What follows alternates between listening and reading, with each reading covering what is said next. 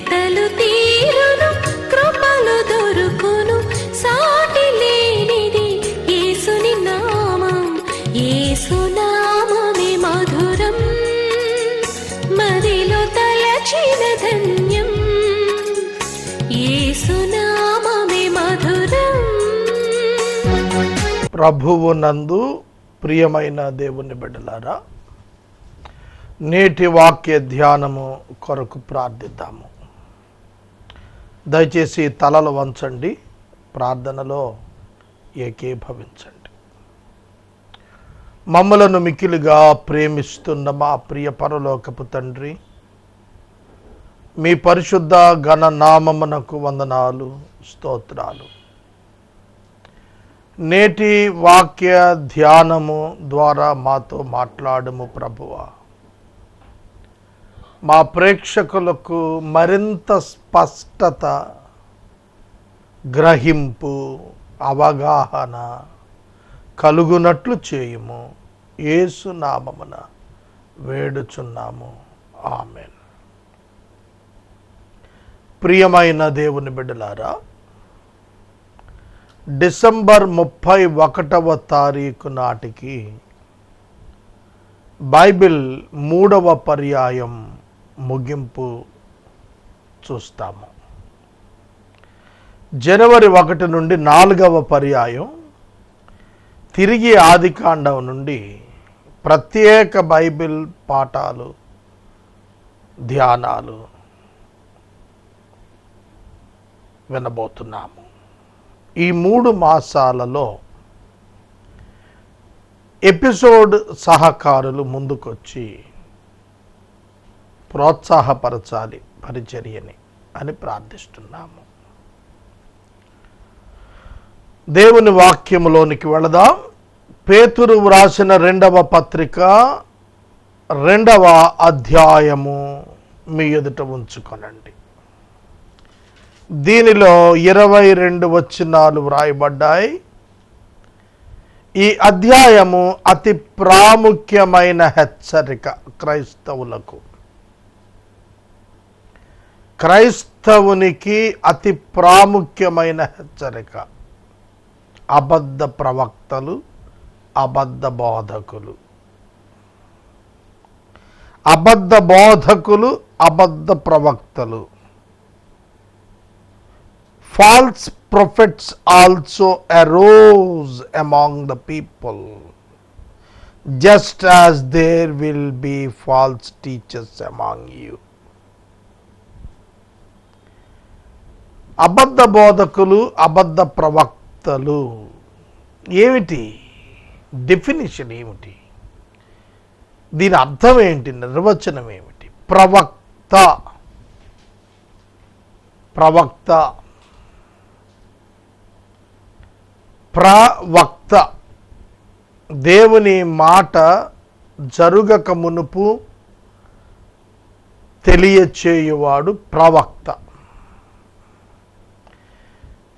ఈ ప్రవక్త అనేటువంటి పదం మనకు బైబిల్ గ్రంథంలో మీరు చూచినట్లయితే అబ్రహాము అతడొక ప్రవక్త, నీ నిమిత్తం ప్రార్థన చేస్తాడు అని చెప్పి ఆదికాండము గ్రంథము 20వ అధ్యాయంలో అబీమెలెకుతో మాట్లాడుతున్నప్పుడు దేవుడు తెలియచేశాడు. దేవుడు తెలియచేశాడు. కనుక మనం ఈ ప్రవక్త అనేటువంటి పదం, ఈ ప్రవక్త అనేటువంటి పదం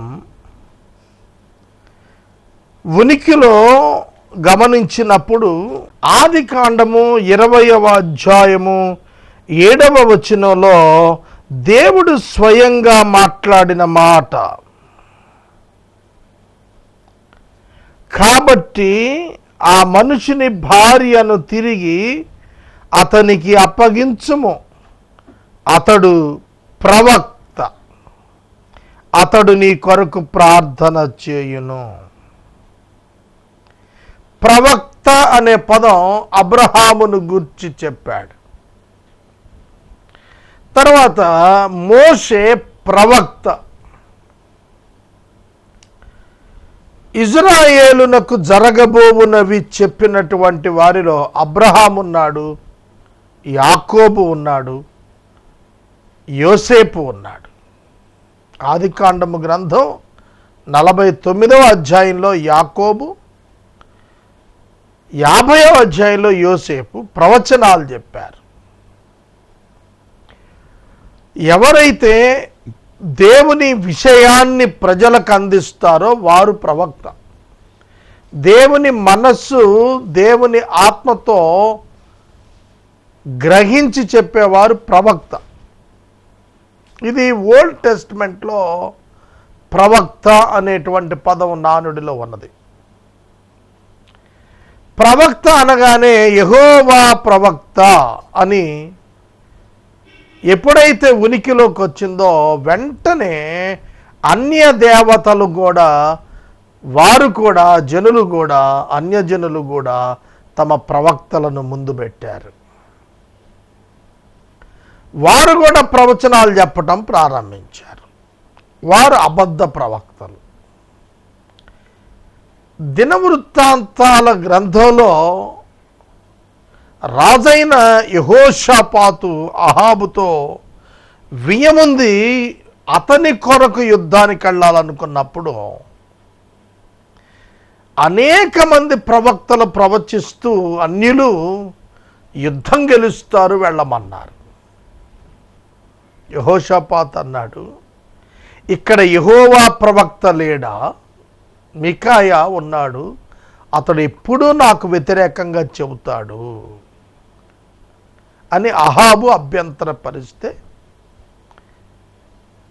యెహోషాపాతు కుదరదు అన్నాడు. లేదు, అతడు చెప్పిందే నేను వినాల్సిందే అన్నాడు. అతడు చెప్పాడు అహాబు చచ్చిపోతాడని.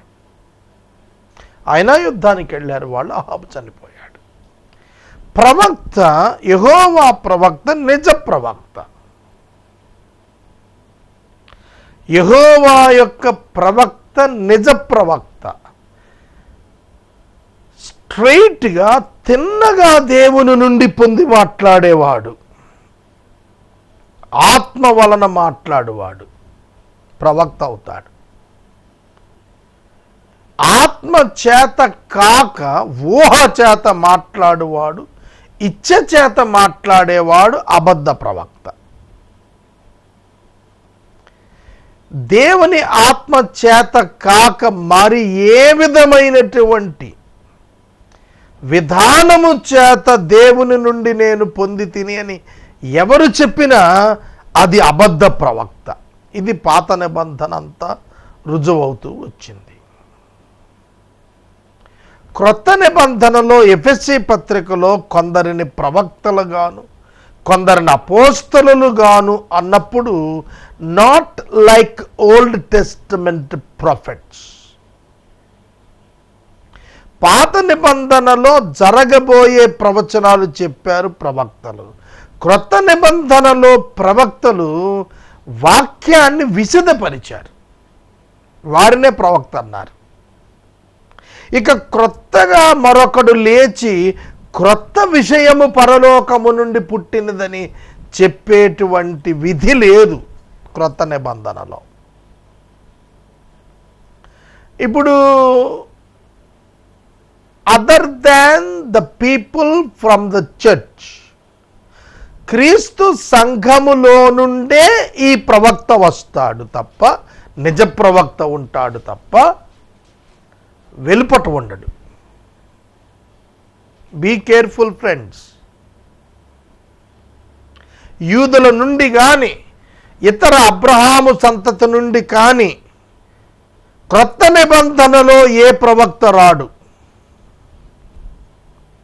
క్రొత్త నిబంధనలో సంఘములో నుండే వాక్యాన్ని విశదపరిచే ప్రవక్త ఉంటాడు. అంతేగాని ఇప్పుడు ఈ దేశానికి ఇట్లా అయిపోతుందా, ప్రపంచం ఇట్లా అవుతుందని క్రొత్త కథానికలు వర్ణించేవారు లేరు. It's all God's secret. దాన్ని ఇప్పుడు కొందరు లాభార్జన కోసం దేవుడు మాట్లాడుతున్నట్లుగా కెరిస్మాటిక్ విధానాలను పాటిస్తూ క్రైస్తవ్యాన్ని అపహాస్యం చేసేశారు ప్రవక్తల రూపంలో. కనుక సంఘములో నుండి వచ్చు వ్యక్తి సంఘము యొక్క క్షేమం కొరకు ప్రవచనం ఇస్తాడు. It's within the church, not external the church. కనుక out of the church there was no profit and there is no profit in Old Testament, in New Testament period, in New Testament period. క్రొత్త నిబంధన కాలంలో ప్రవక్త అయిన బోధకుడైన within the church రావాలి. Experience of salvation లేకుండా వచ్చు ప్రతి బోధకుడు ప్రతి ప్రవక్తనని చెప్పుకునేవాడు అబద్ధికుడు. ఇది మనకు తెలియాలి. ఒక వ్యక్తి రక్షించబడ్డాడనేది ఎలా తెలుస్తుంది? ఒక చెట్టు మంచిదని ఎలా తెలుస్తుంది? క్రియలు, ఫలాలు. అలాగే ఒక మనిషి రక్షించబడ్డాడనేది అతని యొక్క ఫలముల చేత అంచనా వేయబడుతుంది. నిర్ధారించడానికి మానవునికి శక్తి చాలదు. ఏ మానవుడు మరొక వ్యక్తిని చూపించి తను రక్షించబడ్డాడని నేను చెప్పగలుగుదును, నేను ధృవీకరిస్తాను అని చెప్పటానికి చాలడు. ఇది దేవుడు చేయాల్సినటువంటి క్రియ. రక్షణ దేవుని క్రియ. మనం బహిరంగంగా బీసీసీ కింద ప్రకటించుకుంటే పరలోకానికి వెళ్ళాం. Kindly note this. ప్రభు అయిన యేసుక్రీస్తును హృదయమందు విశ్వసించి నోటితో ఒప్పుకొని రక్షణ పొందుతాం. మనం కృపచేత విశ్వాసము ద్వారా రక్షణ పొందుతాము. ఈ విశ్వాసమునకు చెందని వ్యక్తులు మతముగా ఉన్నారు సమాజంలో. అదే చెప్పాడు ఇక్కడ పేతురు. అబద్ధ ప్రవక్తలు ప్రజలలో ఆల్రెడీ ఉన్నారు. అలాగే మీలో కూడా అబద్ధ బోధకులు ఉన్నారు. ఏమిటి వీళ్ళ యొక్క లక్షణాలు ఏమిటి, వీళ్ళని ఎలా పసిగట్టాలి అనేదే 2వ అధ్యాయం అంతా కూడా మనకు హెచ్చరిక. ఈ ఎపిసోడ్స్ అన్నీ దీని మీదే వెళ్తాయి. వీళ్ళని గురించి కొన్ని విషయాలు చెప్పాడు. ఏంటంటే వీరు తమను కొనిన ప్రభువును విసర్జిస్తారు. ఇక్కడ తమను కొనిన అనే పదం సార్వత్రిక మానవాళికి లభించినటువంటి ప్రాయశ్చిత్తం. సిలువలో యేసుక్రీస్తు చిందించినటువంటి రక్తం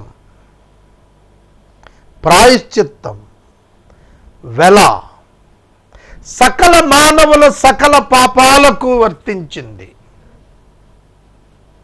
ఇది చాలామందికి తెలియదు. నేను ఒప్పుకున్నప్పుడు నా పాపం పోతుంది అనుకుంటున్నారు. నా నువ్వు ఒప్పుకున్నప్పుడు అంగీకరించబడతావు దేవుని చేత. ఏ మానవుడు, ఈ మాట కొంచెం చాలా కఠినంగా వింతగా అనిపించవచ్చు, but it is the only truth. ఇదే సత్యం. ఏంటో చెప్తాను నేనంటే, ఏ మానవుడు తన పాపాన్ని బట్టి నరకానికి వెళ్ళక్కర్లేదు. సాగర్ గారు ఏంటి కొత్త బోధ అంటారు? కాదు కాదు, బైబిల్ బోధే ఇది. యేసుక్రీస్తు యొక్క సిలువ మానవులందరి పాపములకు ఒకే జవాబు, one single payment before the God about all the sins of all humanity. మరి మనిషి నరకానికి ఎందుకు వెళ్తాడు? పాపమును బట్టి కాదు, ప్రభువు అను పరిష్కారమును అంగీకరించనందుకు వెళతాడు. నమ్మని వానికి శిక్ష, నమ్మిన వానికి రక్షణ. అక్కడ పాపంతో నిమిత్తం లేదు. కనుక ప్రతివాని పాపము క్రీస్తు శరీరమునందు శిక్ష పొందింది. హెబ్రీ 2:2. ప్రతి అవిధేయత, ప్రతి అతిక్రమంకు న్యాయమైన శిక్ష పడింది. కాబట్టి ఆ మాట అన్నాడు పేతురు గారు, తమను కొనిన ప్రభువును విసర్జిస్తారు. మోస్ట్ ఇంపార్టెంట్ ఏంటంటే they deny the deity of Jesus Christ. ఈ అబద్ధ బోధకునికి, అబద్ధ ప్రవక్తకి ఉన్న ప్రాథమికమైనటువంటి ఒక్క లక్షణం ఏంటంటే the deity of Christ and the revelation of God in Christ deny చేస్తారు. యేసు క్రీస్తు నందు దేవుడు నివసిస్తూ బయలుపరచబడ్డాడు అనే ప్రాథమిక సత్యాన్ని, యేసుక్రీస్తు దేవుడు అనేటువంటి ప్రధాన సత్యాన్ని తిరస్కరిస్తారు. యూదులైనా, మహమ్మదీయులైనా, హైందవులైనా, ఇతర ఏ మతస్థులైనా, మరియు క్రైస్తవ పేరు పెట్టుకొని క్రీస్తు దైవత్వాన్ని వ్యతిరేకించే ఏ మత క్రైస్తవ శాఖ అయినా అబద్ధ బోధ, అబద్ధ ప్రవక్త.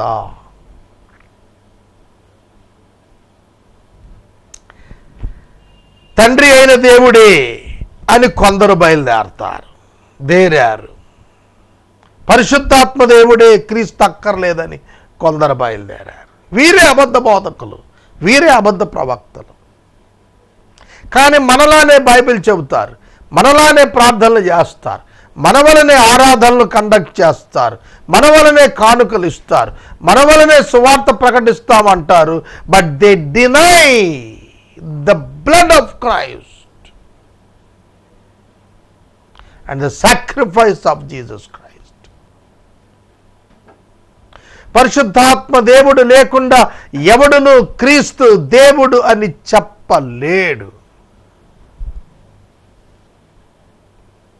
లిటిగేషన్ లేదు ఇందులో. ఏమి యేసును దేవుని కుమారుడిని అంటాము కానీ దేవుడు అనము. ఎందుకంటే మనుషులందరూ దేవుని కుమారులు కనుక యేసు దేవుని కుమారుడు. ఈ లిటిగేషన్ వద్దు. Very straight. యేసు దేవుడు, దేవుని కుమారుడు అనగా దేవుని ప్రత్యక్షం చేసిన వాడు. Very simple. అందుకనే అన్నాడు, తమకు తామే శీఘ్రంగా నాశనం కలుగజేసుకుంటున్నారు. They are responsible for their destruction. దానికి దేవుడు కాదు కారణం. దేవుడు వాడిని నాశనం చేయటంలో వాళ్ళే నాశనం అయిపోతున్నారు. సెల్ఫ్ డిస్ట్రక్షన్లో ఉన్నారు వాళ్ళు. యేసు క్రీస్తు ప్రభువును విసర్జించుట అనగా రక్షణ ఆధారాన్ని విసర్జించటం. రక్షణ యొక్క ఆధారాన్ని విసర్జిస్తే అగ్నిగుండం తప్పించుకునే ఏ మార్గము లేదు, మార్గమే లేదు. It is true. మరొక లక్షణం, నాశనకరమగు భిన్నాభిప్రాయములను రహస్యముగా బోధిస్తారు. వారు పబ్లిక్లోకి రారు. Personal concentration. వీరి టీచింగ్ నాన్ క్రిస్టియన్స్ కాదు, అన్బిలీవర్స్ కాదు. Their focus is only on the believers who believed the deity of Christ. ఒక రోజున నేను కొత్త బస్ స్టాండ్కి వెళ్ళాను. అక్కడ ఒక క్రైమ్ బ్రాంచ్ కానిస్టేబుల్ కనపడ్డాడు. అతడు మఫ్టీలో ఉన్నాడు, నాకు పరిచయం ఉన్నాడు. అతను నేను కూర్చుని, బాబు ఏమిటిరా నాయన అంటే ఆయన చెప్పాడు, pick pocketers, suitcase lifters, chain snatchers, వీళ్ళని పట్టుకోటానికి మేము తిరుగుతూ ఉంటామన్నా. నేను అడిగాను, ఎట్లా తెలుస్తారయ్యా అంటే వాడు చెప్పాడు. ఆ కానిస్టేబుల్ తమ్ముడు చెప్పింది ఏమిటంటే, అన్న బస్సు వస్తుంది, బస్సు రాగానే ప్రయాణికులందరూ కూడా బస్సు నేమ్ ప్లేట్ బోర్డు ఏ ఊరికి వెళుతుందో దాన్ని చూస్తారు. ఎక్కడ సీట్లు ఖాళీ ఉన్నాయా కర్చీఫ్ వేద్దామని కొందరు దానికి పరిగెడతారు. మెయిన్ డోర్ దగ్గర పరిగెత్తికెళ్ళి క్యూ కట్టి ఎక్కేద్దామని కొందరు పరిగెడతారు. ఇది ప్రయాణికుల యొక్క పని. కానీ ఈ దొంగలు ఉన్నారే, సూట్ కేస్ లిఫ్టర్స్, బ్యాగులు కొట్టేసేవాళ్ళు, కంటి చూపంతా కిందకు ఉంటుంది, సూట్ కేసులు అయిపోయి ఉంటుంది. అలాగే మెడలో గొలుసులు కొట్టే వారందరి కనుదృష్టి ఆ మెడల మీద ఉంటుంది. కనుక మేము ఈజీగా ట్రేస్ చేసేస్తాం. ఎవడైతే స్త్రీల యొక్క మెడలు గమనిస్తున్నాడో, ఎవడైతే నేల మీద ఉన్న సూట్ కేసుల వైపు చూస్తున్నాడో, ఎవడైతే జేబుల వైపు చూస్తున్నాడో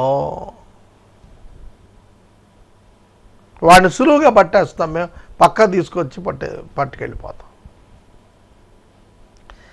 దేర్ సైట్, వారి కన్ను దృష్టి గురించి చెప్పాడు నాకు. అలాగే ఇది ఓపెన్గా చెయ్యరు, వీళ్ళు రహస్యంగా బోధిస్తారు. There target is believers, not others. They were not worried about the people going to hell. They are worried about the people who believe Jesus Christ as God. యేసుక్రీస్తును దేవునిగా నమ్ముతున్నందుకు వారు తిరస్కరించి ఆ వ్యక్తులను బాధపెట్టి వాళ్ళను రహస్యంగా బోధించి భిన్నాభిప్రాయాలను వంచనతో బోధించుటకు రహస్యంగా చొరబడతారు తప్ప they can't conduct public meetings. సువార్త ప్రకటించేవాడు పబ్లిక్ మీటింగ్ కండక్ట్ చేస్తాడు, కానీ వీళ్ళు పబ్లిక్ మీటింగ్ కండక్ట్ చేయరు, రహస్యంగా బోధిస్తారు. ఒక్కటే టార్గెట్. అసలు ఏమిటి అని అంటే, ఒకటి రక్షించబడిన వారు, ఒకటి రక్షించబడని వారు అనేది రక్షణ పొందిన వారి యొక్క డిస్క్రిప్షన్ అయితే, విచక్షణ అయితే, ఈ అబద్ధ బోధకులు రక్షణ పొందిన వారిని రక్షణలో నుంచి బయటకు పడునట్లుగా చేయుట కొరకు క్రీస్తుపై వారి యొక్క బోధ కాన్సన్ట్రేషన్ ఉంటుంది. They teach about the negative things about Christ. క్రీస్తును గురించి వక్ర భాష్యాన్ని ప్రజెంట్ చేస్తారు. వెరీ సింపుల్, ఈజీగా పట్టుకోవచ్చు.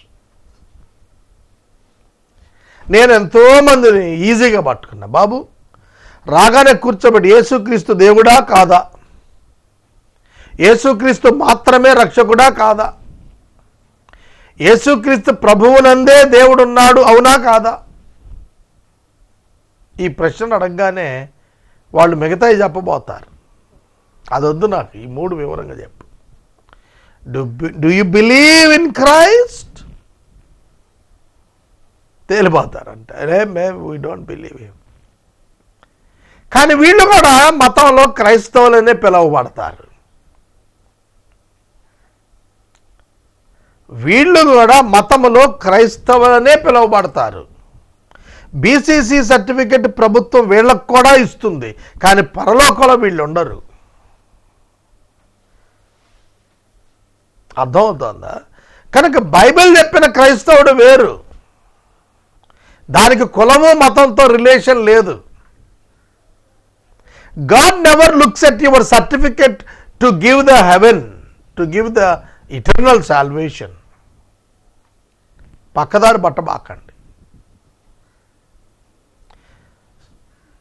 ప్రభుత్వాలు నిర్ణయించినటువంటి రాజ్యాంగాలు చొప్పున రక్షణ రాదు. రాజ్యాంగం క్రైస్తవుడికి వ్యతిరేకంగా నువ్వు రాసుకుని ఉండొచ్చు గాక, దానికి క్రైస్తవ్యానికి సంబంధం లేదు. బబులోను చట్టాలు అనేకం ఉన్నాయి. ఏ ఒక్క యూదుణ్ణి కూడా వాగ్దానం నుండి ఆ బబులోను చట్టాలు తప్పించలేకపోయాయి. మాట్లాడాల్సిన సమయం మాట్లాడుతున్నాను. కనుక వారు ఏం చేస్తారు అని అంటే, వారి లైఫ్ ఎట్లా ఉంటుంది అని అంటే, వారు ప్రభువును విసర్జిస్తారు మరియు భిన్నాభిప్రాయాలను రహస్యంగా బోధిస్తారు. భిన్న అభిప్రాయాలు. త్రిత్వం అనే పదం బైబిల్లో ఉందా అంటాడు. త్రిత్వము అనే పదం బైబిల్లో, బైబిల్ అంతా త్రిత్వమే ఉంటుంది, కానీ ఆ పదం ఉందా అంటాడు ఒకడు. కనుక యేసుక్రీస్తు దేవునితో సమానముగా ఉన్నాడు అనేది వాడు వదిలేశాడు, పక్కన పెట్టేస్తాడు. ఎందుకంటే ఈ త్రిత్వము అనేది ఒప్పుకోడు. దానికి చరిత్రలో అది మార్పు ఉంది, వీడు ప్రవేశపెట్టాడు, అంతకుముందు ఇలా లేదు, ఏమిటో చరిత్ర మాట్లాడతాడు. కానీ సత్యం ఏమిటనేది బైబిల్ నుండి బోధిస్తున్నప్పుడు వాడి మైండ్కి వెళ్ళను కూడా వెళ్ళడు. ఎందుకంటే లాక్ చేసేసుకుంటాడు, విసర్జించేశాడు, ఇంకా అది లోపలికి వెళ్ళే పని లేదు. కనుక తర్వాత వారి యొక్క లక్షణాలు కొన్ని ఉన్నవి, అవి రేపు నేను చెబుతాను. సేవకుడు, నిజ సేవకుడు అంటే ఏంటి, అబద్ధ బోధకుడు, అబద్ధ ప్రవక్త అంటే ఎవడు, ఈజీగా ఫైండ్ అవుట్ చేయొచ్చు. ప్రభు ముందు నిలబడినప్పుడు ఇది తేటపడుతుంది. మనుషులు గ్రహించవచ్చు, కానీ మనుషులు కూడా భ్రమపడవచ్చు.